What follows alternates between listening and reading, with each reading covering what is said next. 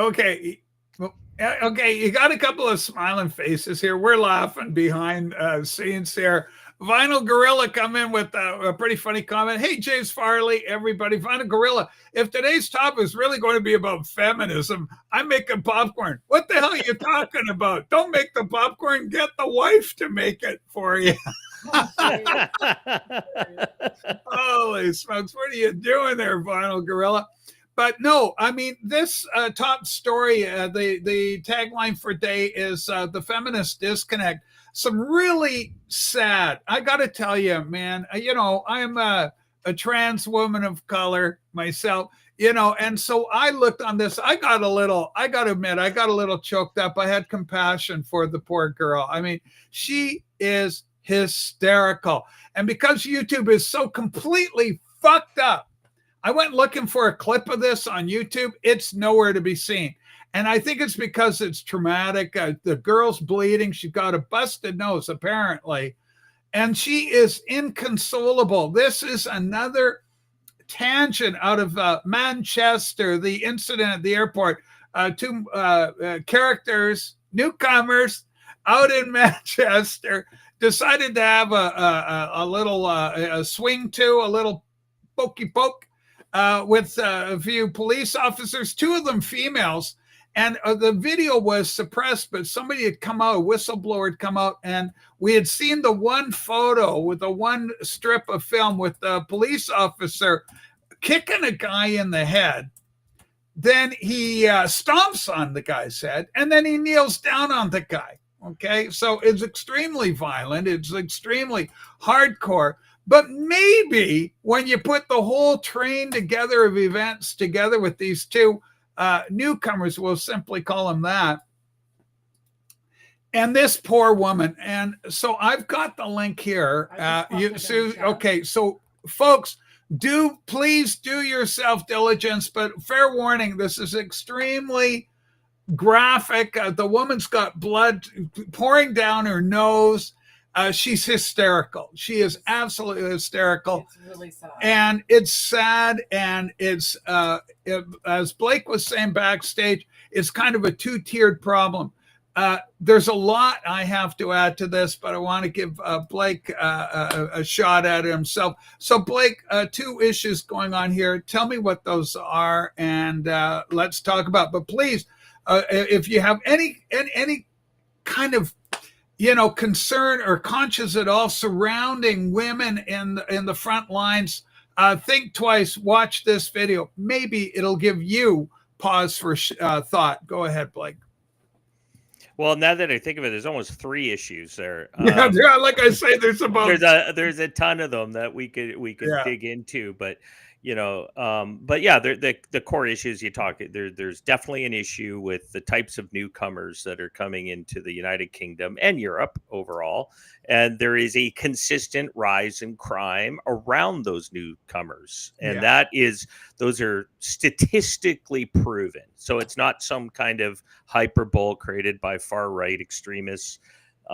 These are government stats provided, essentially who's being arrested for doing what in what communities. They're able to pull that kind of data. And matter of fact, there was a recent article where they were showing from what countries the people are coming from have the highest instances of crime in their newfound homes. Yeah. Which is what you're seeing there again is kind of falls in line with what Tommy Robinson has been promoting. Like, there is a serious problem. It is a cultural problem. It doesn't mix with the local Western values and culture. So the other side of this is the DEI side of it. That's the other story. Like, this ridiculous idea that anybody can be anything they want. Sure, you may be able to be a police officer, but maybe in investigations or, maybe do something that, a 5-foot woman can't take on a 6'2" guy. It's just never going to happen.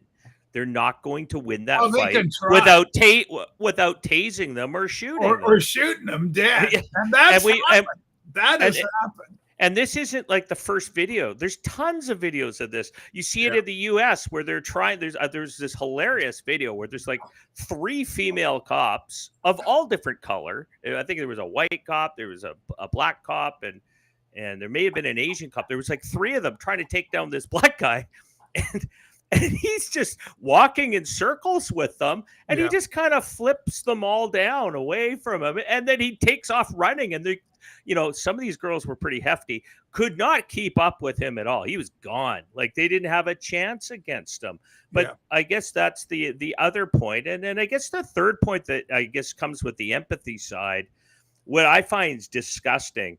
I'm sorry, is there any people that would have been standing there but an okay, even as an observer, to just stand there and watch some woman get punched in the face and another one get punched in the face without wanting to intervene? I'm sorry. If I was there, I would intervene. No, whoa. Listen, Canuck, you're in Canada. You don't know what the hell. England right now, it's not. They're throwing people in jail for memes. You don't want to get fucking involved with that mess over there. You say the wrong thing, they'll throw you in jail because you were being a racist for stopping, our newcomer from wailing on the chick. And also, I didn't say a newcomer. I'm talking about specifically any man hitting a woman right in front of you like that. I'm sorry, it's going down. No, it didn't happen. No. And also, there were other male cops were right there too. This was a scene, man. I wish I could play the video. I swear to God, Blake, they would take this video down so fast, this channel would have a strike on it. Even Twitter has a graphic content warning. Yeah, I guess they put a graphic warning on the fucking thing. Yeah. It's really dramatic, right? Because the woman is hysterical. But my point is this, Blake, it happens so quick. You watch the video and he just takes one hit, boom, she's gone. One hit, boom. Then the other girl then gets hit. And then the other one gets in and he just spins her around, just punches her, and she goes flying. And then the very next thing, a male cop's on top of him, drags the guy to the floor. I think he's got the wind knocked out of him, or something happens to the newcomer once they hit the hard floor linoleum at the airport. Yeah, keep in mind, these kind of buildings, these kind of structures, when you have linoleum, right underneath that's just concrete. Okay, they just got concrete, and then they slather on some linoleum. Wham bam, we got ourselves a beautiful little airport floor. Yeah. So so the guy goes down hard. He's kind of rolls over, and then Mr. Pissed Off Cop, who got jumped by him a little by, he got thrown around because he was busy dealing with another guy. I think it was with his brother. That's what he said. With the brother, yeah. And then so blue coat, let's call him blue coat, comes in there and he tries to pull him off, which he succeeds in doing. Then he comes back. All right, now he sees chick is screaming. A horror. They got the other one. I don't know what the kind of shape she's in. And then he just fucking boots this guy in the head. And I'm telling you, man, like, he is pissed off. That cop is pissed off. And he's going to be in trouble. No matter what, all of this shit that you're seeing, the crying girl, the bleeding, the blood. Oh, is that the same scene where somebody has put the "We Will Rock You" song? Is that the same video now they've put out there? Where he keeps kicking them in the head. I think they should have that. Well, no, it's out on X. I know. I'm joking. I'm joking. I know. People will do what they do, right? Okay, man, I just watched it. Those chicks drop like bags of sand. So this is what Blake's saying. I know you agree with this, Final Gorilla. Here's the deal. I think women in the police force are a valuable asset, just as Blake said. But, who better to go talk to a rape victim than somebody with a vagina, right? You don't, Blake, if you're there, you're a big guy. I know you in real life. Blake's a fairly substantial package, ladies and gentlemen. You don't want to fuck with him. And, some girl, even though Blake's a sweetheart and would be very gentle and everything, it's just you can't match a female's ability to nurture and to use that feminine power to comfort, and especially with another woman. What's that, Sue? Women already have that job. Women have that job in real life. Yeah. I mean, that's the job of every mom, to comfort the children. I mean, women are uniquely gifted at that role. No, but they have that job in the police force anyway. It is a year ago, but it's still coming to trial just now, so it's getting a lot of media exposure, and a whistleblower has come forward and presented this new evidence of all the buildup to Buddy Boy laying his boots to the newcomer. Okay, so it put a lot of context into it. And so whatever happens to him is going to be reduced. When they play that film, if they're allowed to play that film, and they should be, but God knows how the courts have gone to hell in an environmentally sound handbasket so as not to hurt the planet. But if that's allowed to be shown with her screaming hysterically, no female, if there's a female on that jury, that woman will be in empathetic tears. That woman will be in empathetic tears. And I'm telling you, they are going to be a lot more okay, we're going to allow for Billy Boy to lay the boots, his hobnail boots, is stomping on the guy's head because of all that led up to it. So it's a real brouhaha. It's a real failure. But I got to tell you, women police officers, a lot of roles for women that are very important. But frontline, as Blake says, you don't have some 5'1" cutie. And she was a very attractive girl, despite her hysteria. You can tell she's a very cute little police officer. And there's no way she should have been put in that situation. You don't have a hope in hell of taking that guy down, as evidenced by the outcome. This is what Gorilla was saying. He says, I just watched this thing. Those chicks drop like bags of sand. Absolutely, 100%. Women are uniquely gifted for carrying a sport. God got it right the first time. Absolutely right, Gorilla. And so let the guys go there. My dad was a cop, an RCMP officer. He was 5'8", but even he knew his limitations. I said, Dad, you fight? Yeah. He says, I had to move in fast and hit guys. He says, because I have a glass jaw. He knew himself because he was a boxer. He was trained in jiu-jitsu. That's what the RCMP was trained with when he was a cop. That's what, the martial art that they wanted to give him. And at the time I was a kid and I was going, oh, not kung fu or, I was, a keto where you can grab the pressure points and stuff. He said we did get some pressure point stuff, but jiu-jitsu was our go-to. And now, fast forward 50, 60 years later, jiu-jitsu is kind of, the martial art du jour. A lot of people say jiu-jitsu, if you're going to do it, and they're showing a lot of videos, if you like, mixed martial arts, that kind of thing. You see jiu-jitsu guys do their bit. But anyway, talk about those linoleum floors. I'm going to tell you something about those floors. I was working at the hospital. One of the last jobs I did before I reached happy retirement age is I was working in the hospital. I was cleaning up, I was doing the mopping and cleaning the floors and doing stuff. And there was a hobo, like a drunk. He was clearly inebriated. This is about 8 o'clock in the morning, early in the shift.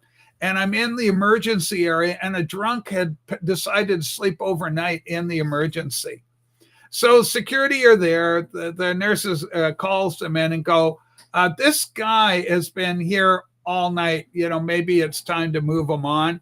So the cop goes over and kind of kicks him, like security guard kicks him a couple of times in the leg, not to hurt him, but hey, buddy, move it along, right? Yeah, he doesn't want to touch him. He, because he's a rummy, right? So he just kind of taps him. And the old guy, and he goes, come on, buddy, time to move it on. And the old guy's so drunk and disoriented, right? Because, alcoholic. He takes a couple of steps and he just falls flat down, boom, on that linoleum. And the nurse, and the emergency nurse in triage there, she starts laughing. And I've got my little broom there, and I watch this fucker go down, and I go, I don't know why the fuck you're laughing, because as he's down, a pool of blood starts pouring out of his head and just flowing. Oh, it was like, I'm going to say about a 3-foot pool of blood around his head. And I go, well, that was smart. And I gave shit to the security guard. Nice move, like, oh, that's fucking smart. Well, now I guess he gets to stay. So immediately off where he's just a rummy passed out for the night. Now he's an actual emergency room admittance because dumb buddy just tapped him with his foot, didn't want to get involved, didn't help him walk or move him out or shuffle along. They just left the old guy to walk a bit. Down he went, and I heard his head crack, right? And I went, oh, fuck, this ain't going to go good. And sure enough, the blood slowly just started. He's right down out, right? And I could see the blood start slowly, pooling up. Anyway, so these airports, so when that guy went down on that linoleum, I was going, oh yeah, because if you watch the film, the guy doesn't move. So ladies and gentlemen, again, my apologies. And I really think this should be shown to you because it speaks of the traumatic nature of physical violence, okay? And women are not, men are built to handle this stuff. Blake, you've got what's called a brow ridge over your head. Women don't have a brow ridge. You know why? You know why that is, Blake? Because they're not supposed to be scrappers. Because women are smart. I've been in a few in my life in my younger years. So, yeah. I like it. It was like I think on Seinfeld had so many. The old show Seinfeld had so many great one-liners and stuff. And so they were talking. Elaine's there talking, and Fraser, or whatever, the gang, whoever's there, Kramer. So Kramer was talking with Jerry and stuff, and she go, well, what do you do, Elaine, when you get into, any altercation like that? Oh, we just say mean things to a girl so she'd cry. Like it's a whole different world that they inhabit, a whole different social sphere. So really interesting, and so this story, I'm really glad it's out there, but it speaks also to the lie that we see projected in media. Where they show the superwoman, she's like 5'1". Yeah. Oh, look at her. She just took out 24 security guards with her cool girl boss energy. Oh, my hips are going to sashay from the pole here as I swing through the bar, and I'm going to take out all the henchmen. Guy punches her. She goes, yeah.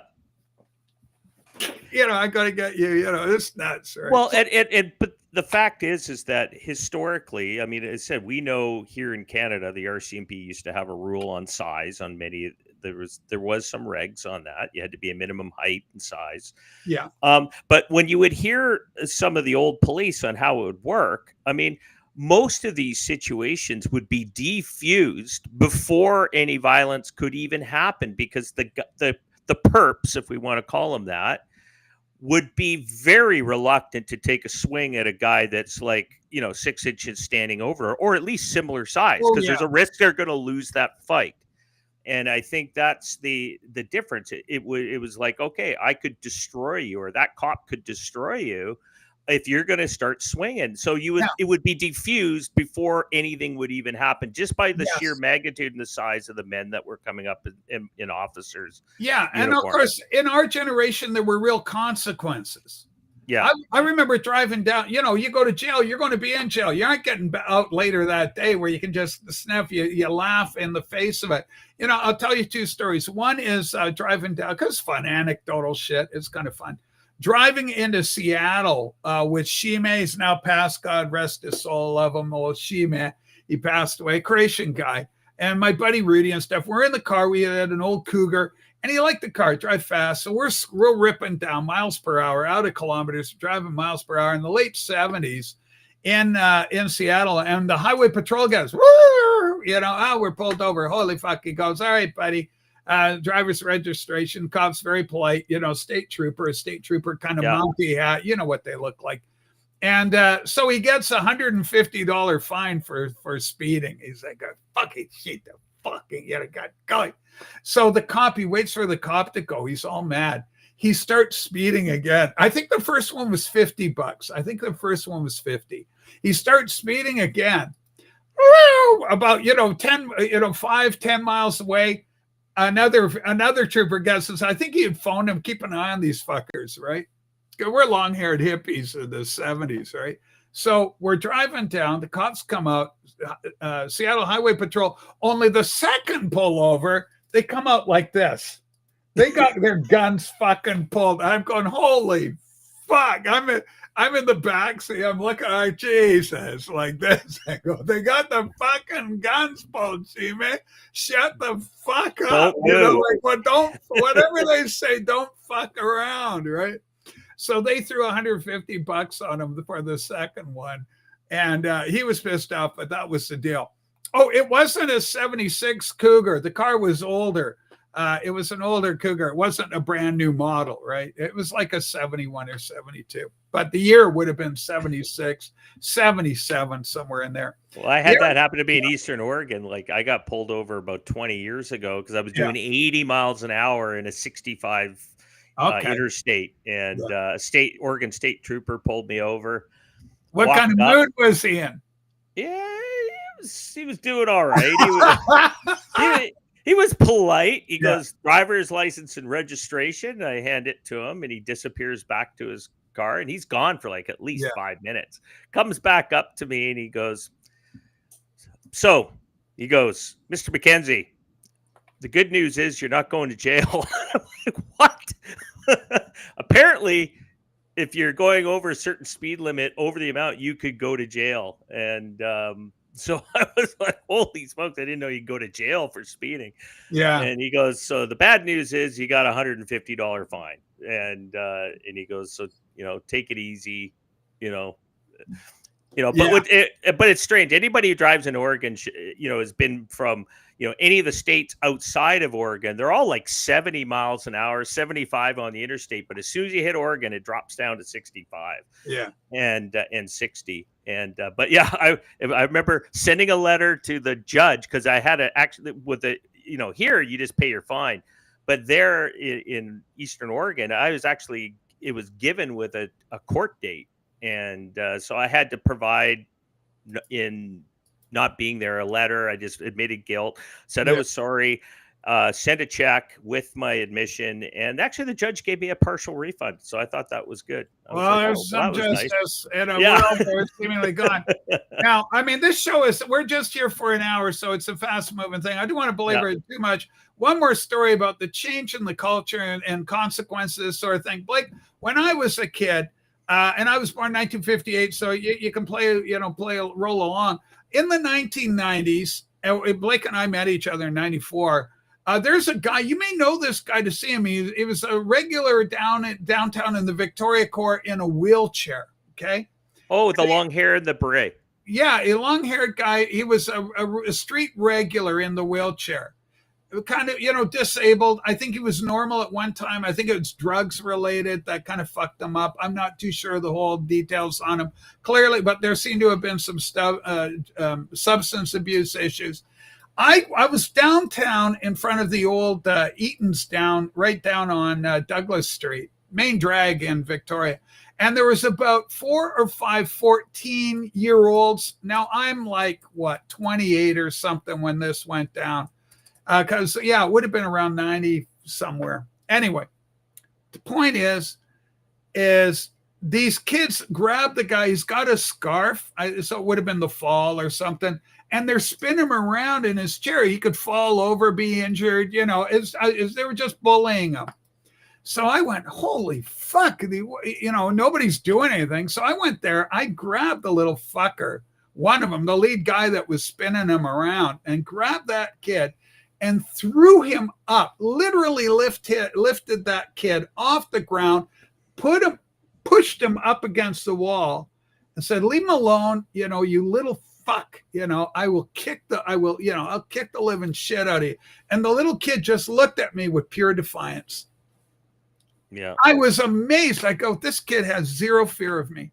Zero fear. He's aware. The kid's aware. He's so street savvy that he's aware that all the chips are against him. But I think he got a read on me that, I have no kill power. Some people have kill power. I don't. I talk a big game. I don't want to hurt anybody, even a kid like that.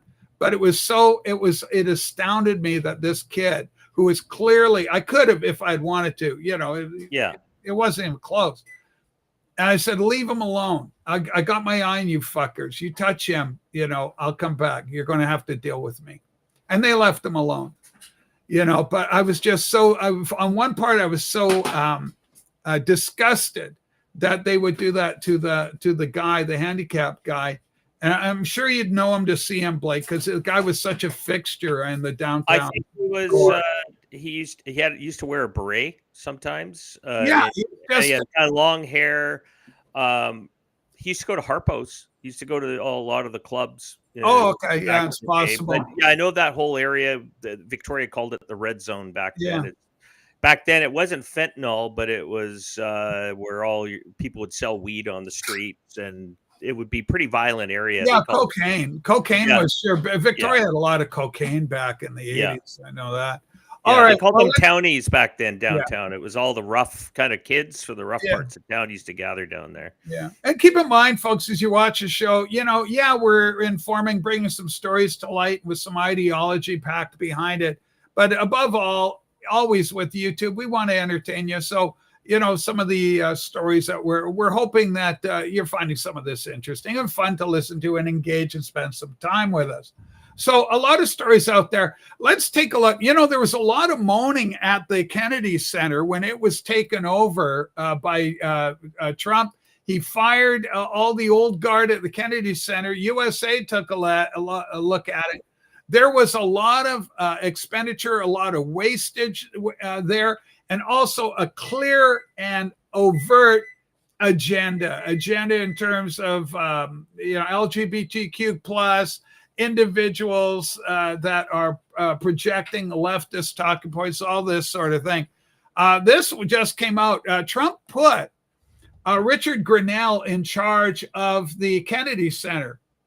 The deferred maintenance crisis and cover-up. Here's what he's alleging, that there was a cover-up over the years. The Kennedy Center is a scandal. The place has been widely neglected. The budget for it was a lie. The waste and fraud was very real. The arts media failed the public. It took one tour of the place to show Trump the problems, and he immediately called Congress, demanded they fix it. The big, beautiful bill saved the Kennedy Center. The discussions the experts were having were, should we tear it down? Trump has saved the Kennedy Center. It will be fixed in just a time. This is tonight at the Kennedy Center, and there's some actual footage of Grinnell took, showing obviously a broken pipe, one of the mains in there. And can you imagine if that had broken in a props room, or it looks like it's a kind of a utility room where they've got cabling and this sort of thing. Yeah, but if it had been with, props and artifacts, from the arts, something invaluable could have been destroyed there. So a lot of people weren't aware of it, how bad it was, but clearly that's a real mess, right? That is a real mess. And speaking of mess and the arts, why don't we do irreplaceable art? That's kind of the second from the bottom link there, while we're on the topic of art. So just really nice to see Grinnell in there cleaning up the joint. We'll show this next clip, Blake, and then I'll let you take over on both these stories, what you think about the Art Center and the like. Yeah. Okay, so here we got, what are they? This is Palestine Action destroys a Balfour painting. Why ain't these backward savages locked up? Okay, let's run the film and make it big, please, love. Thank you. Sue, working the backstage here.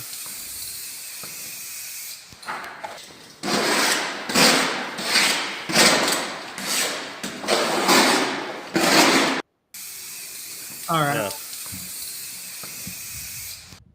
So again, my response would be to bash her in the mouth. To me, it's just, it defies understanding. It speaks to a sense of entitlement. It speaks to a sense of extremism. It's extreme to destroy a painting to try and get some sort of political talking point. Apparently, Balfour was a prime minister. He supported Israel, and therefore they're, pro-Palestinian, so therefore Israel bad. And again, I want to point to you yesterday how beautifully you nuanced the issue between individuals and governments, and the idea of just someone being Jewish by race or ethnicity or by inclination religiously. That's a whole different thing. No need to hate on that, but definitely, yeah, policy, you can hold them accountable. Tell me your thought on the Balfour painting being destroyed, and also on the Kennedy Center. Thoughts? Well, it shows where a lot of the government priorities are, when it comes to some of our cultural and historical institutions. As somebody who loves history and has worked in the historical preservation world, I've seen how governments don't care, especially nowadays, where there's I wouldn't call it neglect, but there's literally a disdain for it from the governing progressives, especially in areas where the progressives are in charge, that anything with its colonial or historical roots tied to any colonial history is somehow a major negative. Obviously, Balfour is tied to the Balfour Declaration, right? And that's, of course, the establishment of a national home for the Jewish people in 1917. But this isn't anything new in the last few years. We've seen this escalating attack on art as a stage for radicals to come up there and present their ridiculous messages. That it wasn't just but we got to remember, these are sometimes just the same people. They just carry a different flag when they go do it. Before, it was environmentalism. So the environmental crazies would go into the Louvre and they would, trash a painting, and they would put on some big production to get it on TikTok or YouTube, I guess, historically, get it across social media to kind of make a point. But this is it's the same idea of blocking highways. But, this is vandalism at beyond scale, because these are priceless pieces of art that Yeah. will never be returned. And they belong to all of us. They belong to everybody. The world. Yeah, it's they a piece of to the history. world. Love it or hate it, it's a piece of history. It tells a story.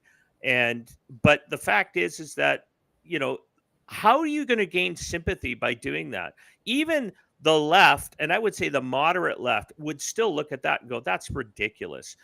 Or let's block highways and piss everyone off to hate us, right? That is not building a message to get your point across. That is just telling people to hate your guts even further. So you're just going to cause a reaction that's negative to your message.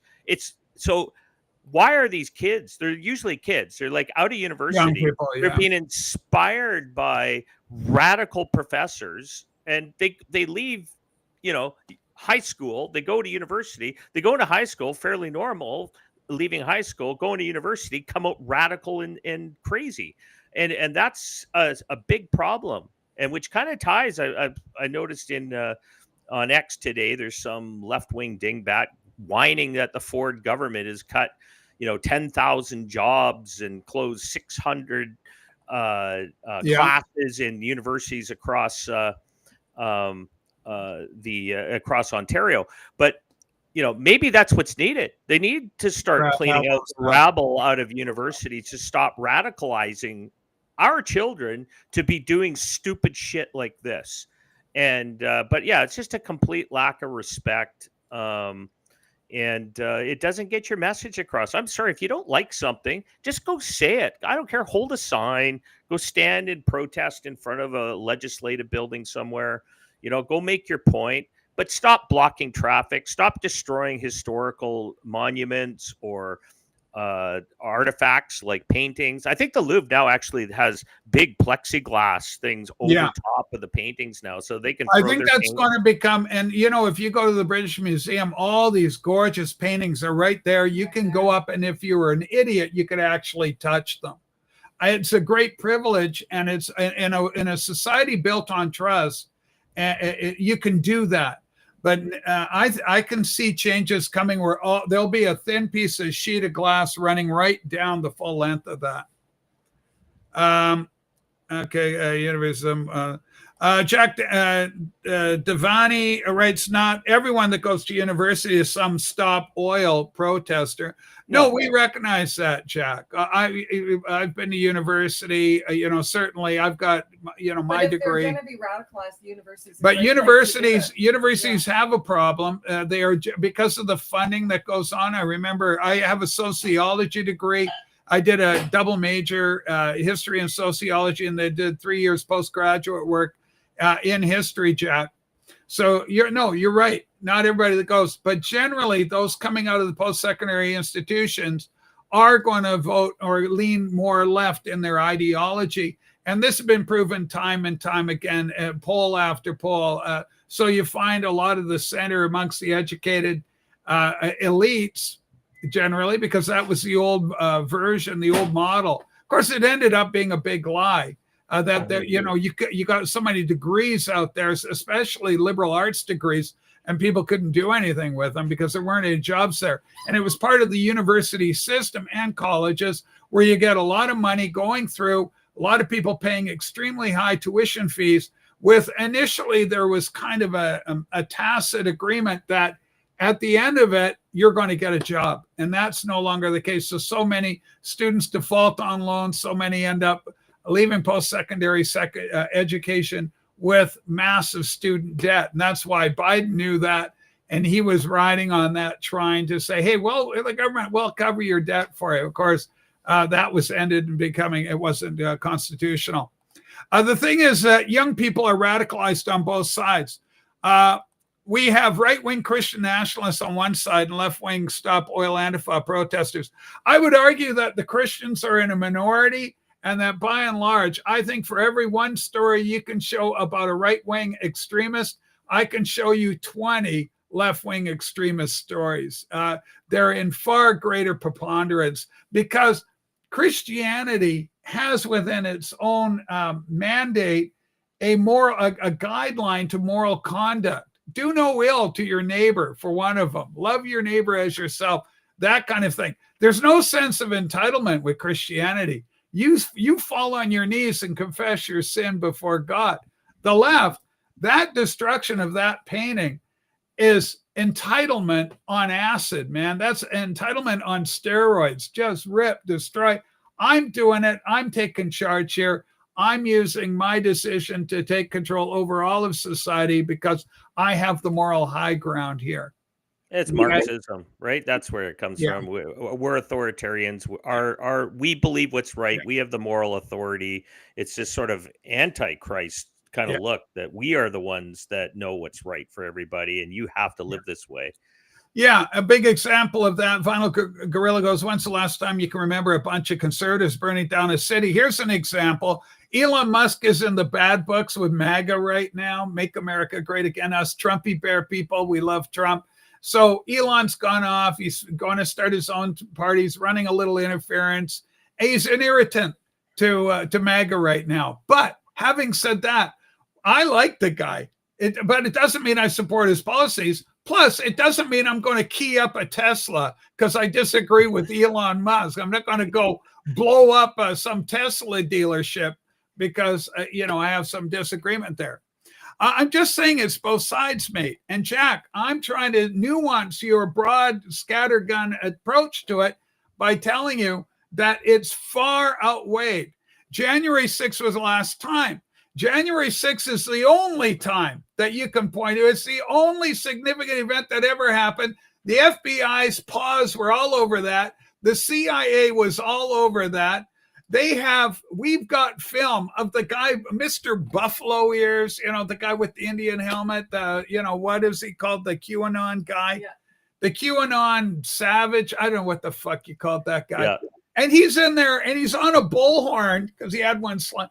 Please obey the officers. They're our friends. Let's pray for them and help them. There was no blowing shit up. Somebody goes, oh, I got Nancy Pelosi's lectern. They didn't kill anybody. The only person that died as a direct result was the girl that the guy shot by the Ashley Babbitt was the only victim. One of the cops had a heart attack later.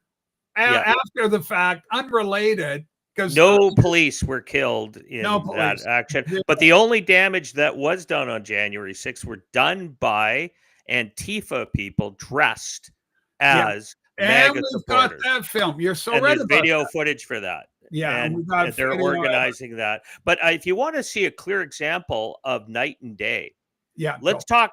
You want to talk conservatives, but I wouldn't even call them conservatives. They were just freedom-loving people of all types and all colors. Was Yeah. the truckers' protests in Oh Ottawa? yeah. There was no violence. There was no destruction of property. There was nothing of any kind of sort. The only force that was used was by the fascist government of Trudeau, sending in, horses and armed police with batons, tear gas, beating the crap out of peaceful protesters. But then in 2020, he's bending a knee with the BLM protesters who were sympathetically in Canada, tearing down statues, violently destroying property, hurting people, doing all kinds of stuff that should have put thousands of people in jail. Yeah.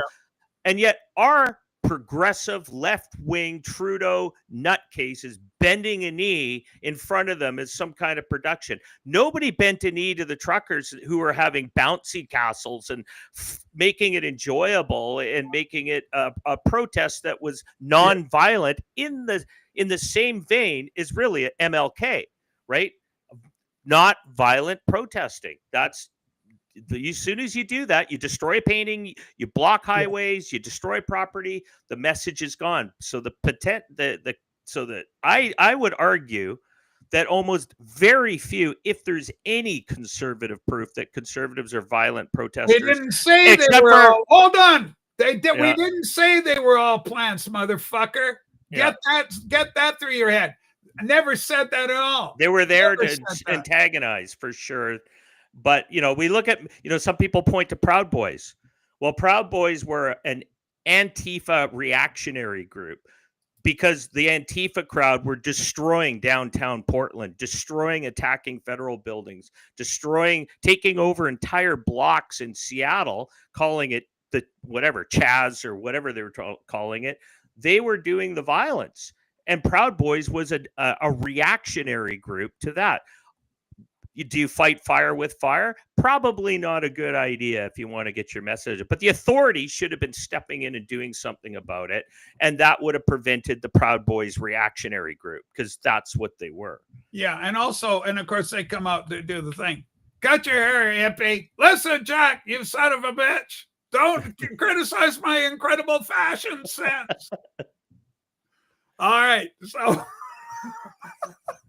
But no, here's another one. Like we just don't see like right wingers coming in. Oh, did you hear about Drag Queen Story Hour? Yeah, some guy from Texas shot the fuck out of Drag Queen Story Hour. Drag queens were all bleeding, and they're all in the street all over the place. Mercy, my pearls!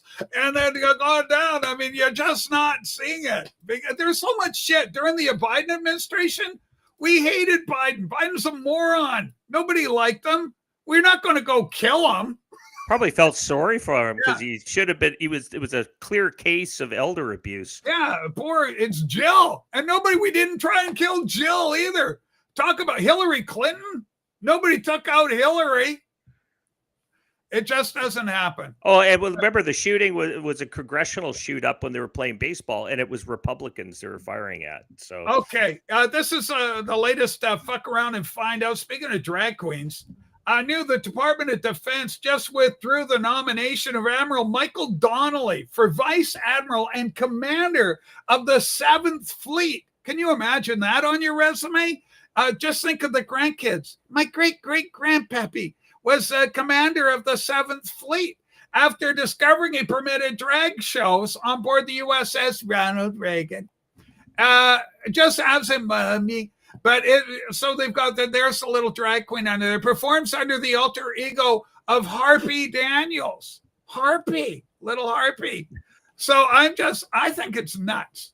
And so the guy fucking kills his career for what? Because he's trying to gain some sort of politically correct socialist talking point, or, here's a little gold star for you for advocating drag queens, in the bunk. Oh, as ship life is sure lonely. Sure be nice to have a little bunk buddy with me. I'm your friend. And Scott, holy smokes. What do you think this is? USS Harvey Milk? For the love of God, bless you, Scusi, backstage. Holy smokes. Okay, speaking of oddities, ever wonder what happened to the story about the pipe bombs at DNC and RNC? Yeah, exactly. And that's because it was probably FBI. There's nothing. They said there were pipe bombs brought there. They saw a guy on film planting them, but that kind of disappeared. There's a lot of stuff that disappears. Yeah. So there was a lot of weird stuff that went on that day, that in the build up to it as well, and decisions being made that kind of didn't line up with how you would prepare for something like that. Okay, and speaking of the left and more fun from them, let's go check in on Marie Le Pen. Let's see how Marie Le Pen. Now she's of course running against this Macron character. He with the wife, that wife of Macron. What a story that is. But anyway, so Le Pen, they've charged her with some sort of a crime, financing misdealings. But check this, Michael Schellenberger. French police raided the offices of the leading opposition party in March. A court convicted its leader, Marie Le Pen, the presidential front runner. It ruled she misallocated staff time. Staff time was misallocated. But France's Prime Minister Macron was acquitted of the same alleged crime. Scary weaponization of the judiciary. French police raid national rally offices over campaign finances. So how do you take care of your opposition? Just go raid them. If it's going to be Mar-a-Lago, you can go in, raid, get Melania's panties. You can go run roughshod over Trump's home. You can go in, you can lay charges on the front runner, and she is growing in popularity. Macron's on she represents a real threat to him. Go ahead. She was charged with 4 years prison time. 4 years prison time. Reduced to 2 years house arrest because they counted the 2 years already. And then, so they're waiting to finalize all the appeals and all the stuff that's got to happen before her actual sentencing. So we're just waiting to see what happens with her. It's possible she may not see any house arrest or any time. Well, because it's a risky game they play. Blake, why would I say it's a risky game they play? Well, because it could blow up in their faces pretty quick. They can't be playing that game because it could get exposed with what comes out from the evidence from it. It would look terrible. Also, and haven't we learned anything in Canada? Canada is very interesting. These governments are like bullies. You stand up to them, and it's surprising how many times we see the machine stop rolling and start backpedaling and backtracking. We've seen this happen with the disease that happened 4 years ago. There's a lot of backtracking. Global News, to my shock and surprise, my pleasant surprise, actually did a news report on people that had a type of injury from a certain medical procedure, that came out of the government's heavy-handed nature, 4 years ago. Very, very interesting. So I take courage. I'm encouraged by the fact that the French government is backing off a bit, and yet they're still playing these outrageous moves to raid. And when you do a raid like that, who trusts the government? Do you trust them not to plant evidence, not to to be above board? I don't anymore. I've lost all confidence in them. I think the point here is that people say, well, it's a conspiracy theory that there's this what we call globalist organizing behind the scenes in all these countries, but you're looking at actually facts where this is happening on a global scale against political leaders that are in opposition to globalism, right? So you have like Bolsonaro, who was the Trump of Brazil. Same thing happened to him, right? They go after these guys and try and use the force of law or lawfare, like they did with Trump, And like what they did in Canada with the truckers organizing, they did the same thing. I mean, had any of the Conservatives had any balls in Canada and stood shoulder to shoulder, the same thing probably would have happened to a few of the Conservative leaders. But I think the Liberals knew at that point in Canada, if they had started arresting Conservatives, that they would have massive backlash. That it would have been a train that couldn't stop, even to the point that I think we have one of those trucker organizers who's now asking for political asylum in the U.S. because they're trying to still convict him on that. So I did put that link in there if you wanted to cover that. But this is a problem. Leaders are being targeted in every country. And so nobody can say there isn't some global concerted effort to block these kinds of movements. It is global. It is 100% global. It is the Bilderberger crowd that tied to their public relations arm, which is the WEF, in the background trying to prevent populism and to maintain their power and control.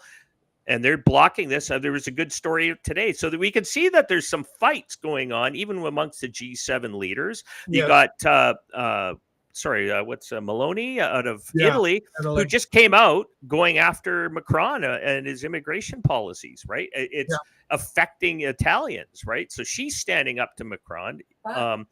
She's like the female Trump in Italy. And so you're starting to see these alliances, Malay and Argentina. You've got, I'm hoping something will change in Brazil, because Brazil's a big country. But hold on. Brazil just got hit with a massive tariff. Trump is really hitting Brazil. So Brazil's going to be getting some real economic pressure put on it. And again, you and I have talked about this. The same thing's happening with Canada. There's a lot. We're in a vice. Canada's really got the squeeze on. Check this next article. I know this is near and dear to you, Blake. You're going to love this one. Okay, so what we got here, this is Tokyo Rosie. I just love her. Yeah. Carleton residents flocked to Bruce Fanjoy because he said Poilievre was like the orange man and would cut public service jobs. Now, Mark Carney is calling for 15% cut to the public service. Irony level reached is delicious. Play the clip of this guy, make him big, and let's hear Bruce Fanjoy, a liberal, talk. We need all hands on deck to defend our country from Trump's trade war, and that includes Canada's public servants. Canada has some of the best in the world. Many of you live in Carleton. You're well educated, you work hard, and now more than ever, your country needs you. But Pierre, much like Donald Trump, shows utter disdain for public servants. He's promising Trump-style cuts to the public sector, which would lead to 100,000 jobs lost. These cuts will put Carleton residents, his own constituents, out of work at a time when we need them most. We can win this election and stop Poilievre from gutting the public service. Go vote on Monday for Mark Carney's Liberals. All right. So, I mean, like the lady says, I mean, the delicious irony now, because, Carney recognized the writing's on the wall. Canada's running massive debt. What was it? 43 billion in the fiscal year ending in May, I think it was. So we recorded massive loss anyway over the last year. Well, that we're at 93 billion is what. Well, that's the projected, isn't that the projected? Yeah, that we're going to be 93 without a budget. We don't. Carney we won't pass a budget through Parliament. He could have done it in the spring, and he didn't. Yeah, I wonder why. But what's interesting about that, though, is again they campaigned on it, and then they're going to cut it. But we know the reality because we know what government, and let's call it for what it is. The Liberal government is the Government Workers' Party. The NDP is the Government Workers' Party. They have their own political party. That's the problem. They shouldn't be allowed to have a political party because they are influencing who directly pays them, which is the taxpayer. If you are working for the taxpayer, you shouldn't have a right to direct policy that enriches yourself. But we know how these guys work. Oh, there'll be a 15% cut to the bureaucracy. Okay, they'll cut 15%, but not one of those jobs will be lost. It will cut the services to the people that are actually supposed to receive them. So the patient waiting for their health care, the frontline people who provide the direct services that need that, their pharmacare, whatever it might be. That's who they'll target. They'll say, too bad for you, but they'll preserve their jobs. They'll keep them because that's a voting block for them. Yeah. They will not want to lose that voting block unless Carney thinks he can gain a bunch of votes from the right if he starts being Mr. Austerity. Again, I just want to remind everybody before we go on to this next story, we got our good friend 4D in from Manchester. 4D, we started the show talking about the incident in Manchester Airport with the newcomers and this poor, traumatized, brutalized police officer. Very shocking and disturbing stuff. And I just maybe, Sue, you could put that link in again just in the chat for people to follow that, particularly 4D. If you haven't seen it, 4D, it's well worth looking at. It's very disturbing, I warn you, but well worth educating yourself about. Speaking of old blighty, speaking of England, Tommy Robinson. So it's been revealed that those on sick benefits in the UK will soon receive £2,500 more per year than someone working full-time on minimum wage. This is the third world. This is what the third world is pouring in for. All our services are collapsing. Mass deportations are needed. And he's got a article there from the Daily Telegraph. Benefits pay more than being in work. So, I mean, that alone should alarm any post-industrial society. You go, what the hell are we doing? Why the fuck work? Just claim sick, get some sort of sick leave thing. Well, because the indigenous people of the UK or the citizens of Canada or the Western world can't access those benefits because they don't pay to the same level. If you cut off the hand that feeds, the vast majority of those people will go home. That's the problem. That's how you fix it. You just cut off the hand that feeds. They will leave if there's no free money and to do nothing. Secondly, start going after the companies that keep importing cheap labor in at the expense of locals. And that would fix that problem really quick. You need to be a citizen of the country to get a job. But you'd have to prove that. But it's a sad situation that in Canada, we know the average is somewhere around $80,000 a year in benefits per so-called refugee claimant, and they're not refugees. Some of these people, most of them are economic. It is not coming from a country that's violently oppressing them or anything like that. It's purely economic reasons, and that's what happens. So how do you stop that? You just cut off the funding, but they don't. And that's the problem there. That's what's so weird. It goes against the grain of the entire nation and what the expectations are, what true nationhood is, to flood it in. But we know the real reason is that they're financially bankrupt and we have declining populations and they need to flood it with new people to fund their unfunded liabilities over time. It's a desperate act to try and keep those I don't know what you call them, keep the bureaucracy employed,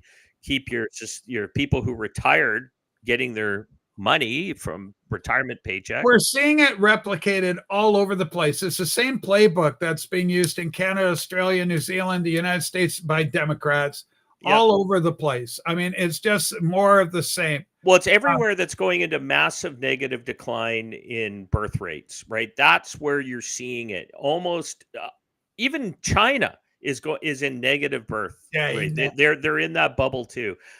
South Korea and Japan are both in desperate negative decline, to the point that even Japan, who is usually pretty hostile to protecting their nation from mass immigration, has been experimenting in that. But there's some pushback. There's a Japan lot of party. Pushback. Yeah, I'm watching. Because they're seeing exactly what that third world migration and that pushback, that Japan First Party, whatever that is gaining traction. Blake, we'll close the show off with an article that you wanted to discuss. New Freedom Convoy organizer says he's seeking political asylum in the United States. Blake, you and I, the way things are going up here, you and I are going to have to seek political asylum down there. To avoid his upcoming criminal trial in Canada, James Botter says he's living in exile and enlisting support from Trump allies. What do you think about that?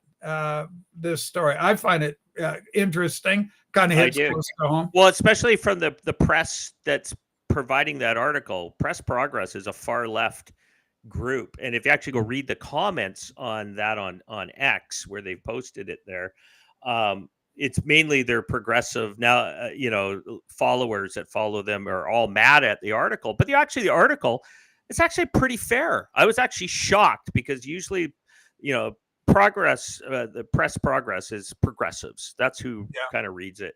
And they actually take a pretty fair position on it, which I thought was pretty good. I was like, give them applause, give them their flowers. Where they actually wrote a decent article that wasn't like far right extremist, kind of language right off like the CBC would do. Yeah, but this guy was a protester who's now potentially going to go to jail for being a protest organizer. And as we said earlier, you don't see that happening on the left. The left does the violence, the vandalism, the damage, all that kind of stuff, the hurting people's lives, damaging people's lives in all shape or form, their businesses.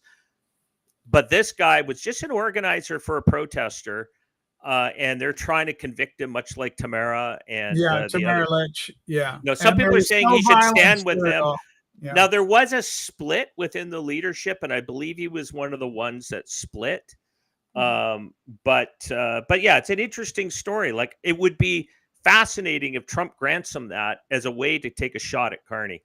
So, it'd be wonderful. It'd be and it would be a black guy in the Canadian government showing. Well, especially if you read that article, Trump actually was very supportive of the truckers in Canada, and he made special mention of them.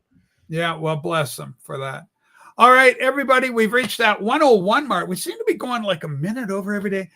Give us a thumbs up on the TV show. Call it a TV show. And also, what's the other thing? Oh, and subscribe if you're not subscribed. Blake, thanks so much. Do we get you tomorrow here in the hot seat for another episode? We'll be here in the hot seat. Yep. Okay, 12 noon Pacific tomorrow. And 40, unfortunately, there's nothing funny about the video clip. It's quite disturbing, actually. Very, very sad, disturbing. But it should be a reproach, a rebuke to our society and the way we feel that women could do men's jobs and men could, all that. It speaks to all of that in a very condemning way, quite frankly. All right, everybody. We'll see you tomorrow. Have a good day. Bye for now. Poof.